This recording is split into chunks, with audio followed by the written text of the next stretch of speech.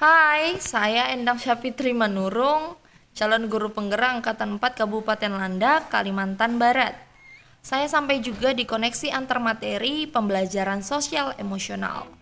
Nah, ini di dalam presentasi saya kali ini, saya akan memaparkan keterhubungan antara modul pembelajaran sosial emosional dengan pembelajaran modul-modul lainnya. Sebagai seorang guru penggerak, saya harus mampu menciptakan well-being ekosistem pendidikan di sekolah. Mengapa? Supaya dapat menciptakan suasana aman, sehat, dan bahagia bagi semua murid saya di sekolah. Dan hal ini selaras dengan filosofi Bapak Ki Hajar Dewantara, di mana beliau mengharapkan suasana aman, sehat, dan bahagia bagi semua murid, sehingga menjadi suatu pembelajaran yang berpihak pada murid. Murid yang memiliki well-being yang maksimal, maka murid tersebut akan memiliki prestasi belajar yang maksimal, kesehatan fisik dan mental yang lebih baik. Peserta didik juga tidak mudah stres dan memiliki perilaku sosial baik dan bertanggung jawab di dalam lingkungannya. Untuk itu, kita mendorong supaya anak-anak kita memiliki well-being yang maksimal dalam pembelajarannya. Pembelajaran sosial emosional sendiri sangatlah penting dan perlu kita berikan kepada semua peserta didik kita, supaya mereka mampu mengatasi masalah sosial yang sedang mereka hadapi di dalam pembelajaran maupun di luar pembelajaran, dan mereka juga mampu untuk mencari solusi dan alternatif atas masalah-masalah mereka sendiri. Lewat PSE ini diharapkan peserta didik kita menjadi pribadi yang lebih baik lagi di dalam mengatasi masalah sosial mereka. Adapun pembelajaran yang saya dapat, yaitu salah satu yang dapat diterapkan di sekolah adalah latihan mindfulness atau kesadaran penuh. Tujuannya adalah supaya anak-anak dapat self-awareness dan mengenal emosi diri. Dengan melakukan atau terus latihan mindfulness, anak-anak juga memiliki kesadaran penuh dan mereka memiliki self-awareness dan mengenal emosi diri mereka.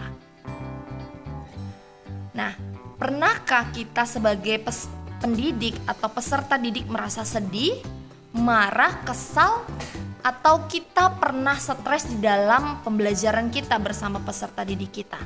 Pastinya pernah, bahkan saya sendiri pun pernah mengalami dan sangat sering mengalaminya.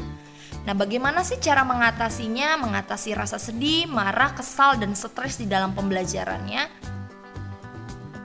Adapun hal yang bisa kita lakukan adalah yaitu kita mempelajari pembelajaran sosial emosional.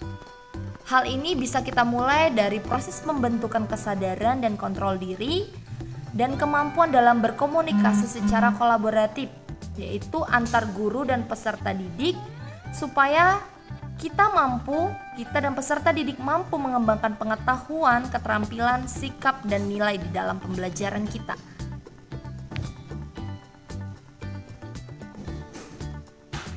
Nah, pembelajaran sosial emosional itu sendiri dikembangkan menggunakan pendekatan tentang kesadaran penuh atau mindfulness.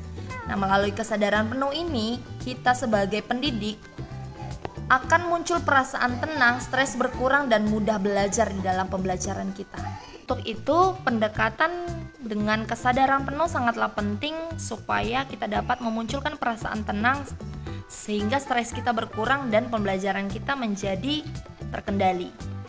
Serta teknik stop juga dapat kita gunakan untuk menumbuhkan kesadaran penuh, seperti berhenti sejenak dari aktivitas kita, kemudian menarik nafas dalam, kemudian kita mengamati apa yang terjadi pada tubuh, pikiran, dan perasaan kita, kemudian kita lanjutkan.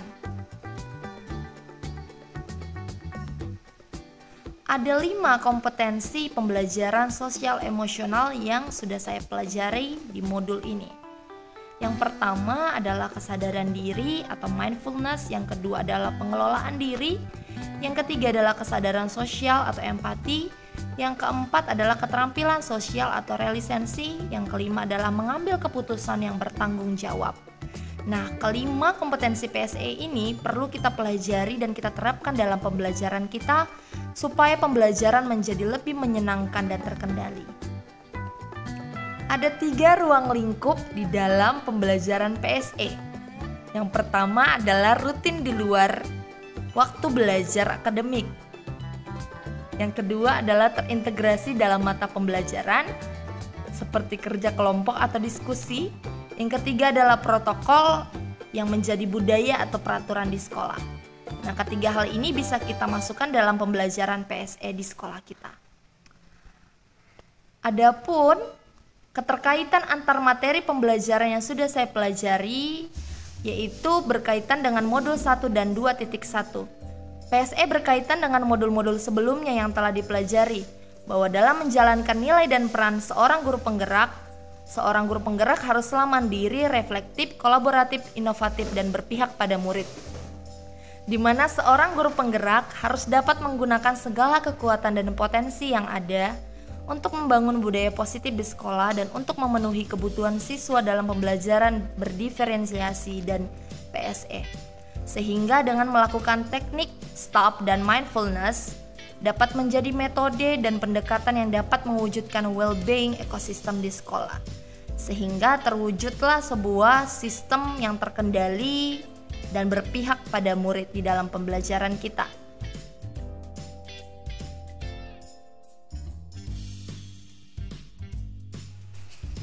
Adapun kesimpulan dari keterkaitan antar materi ini adalah jika pembelajaran sosial emosional yang diterapkan secara kolaboratif dengan pendekatan kesadaran penuh, hal itu akan menjadi budaya positif di sekolah. Maka pembelajaran berdiferensiasi akan mudah diterapkan dalam pembelajaran, sehingga para peserta didik kita akan lebih fokus, semangat, nyaman, merdeka, serta bertanggung jawab dalam pembelajarannya.